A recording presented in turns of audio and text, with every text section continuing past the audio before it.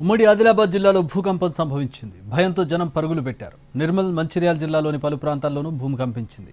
రాత్రి వేళలో కొద్ది సెకండ్ల పాటు భూమి కంపించడంతో ఇంట్లో ఉన్న వాళ్లంతా బయటకు పరుగులు తీశారు. ఈ తీవ్రత రిక్టర్ స్కేల్పై 3.8గా నమోదైంది.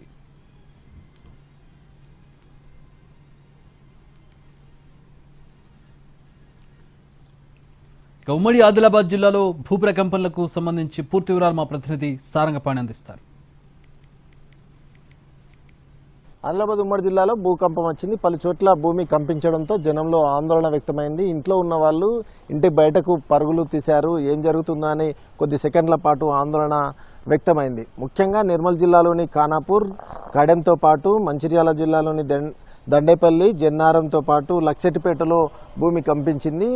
కుమ్రమీం ఆసిఫాబాద్ జిల్లా ఏదైతే గోలేటి ఉందో అక్కడ భూకంప కేంద్రాన్ని సూచించింది. గోలేటి వద్ద ఓపెన్ కాస్ట్కు 10 కిలోమీటర్ల దూరంలో ఉన్నట్టుగానైతే భూకంప కేంద్రం చూపించింది. ఇక్కడ 3.8గా రిక్టర్ స్కేల్పై నమోదైనట్టుగా సిస్మాలజీ డిపార్ట్మెంట్కు సంబంధించిన వాళ్ళు ప్రకటించడం జరిగింది. ముందుగా పెద్ద పెద్ద శబ్దాలు వచ్చినట్టుగా స్థానికులు అయితే చెప్తున్నారు. ఇటు ఖానాపూర్, దండేపల్లితో పాటు వివిధ ప్రాంతాల్లో, నిర్మల్ జిల్లాలోని పలు ప్రాంతాల్లో భూమి కంపించింది. కొద్ది సెకండ్ల పాటు ఏం జరుగుతుందో అనే ఆందోళన అయితే ప్రతి ఒక్కరిలో వ్యక్తమైంది. ముఖ్యంగా చూసుకుంటే నిర్మల్ జిల్లాలో వచ్చిన భూకంపానికి ఇంట్లో ఉన్న వస్తువులు సైతం చెల్లాచెదురుగా కొన్ని చోట్ల పడిపోయినట్టుగా చెప్తున్నారు.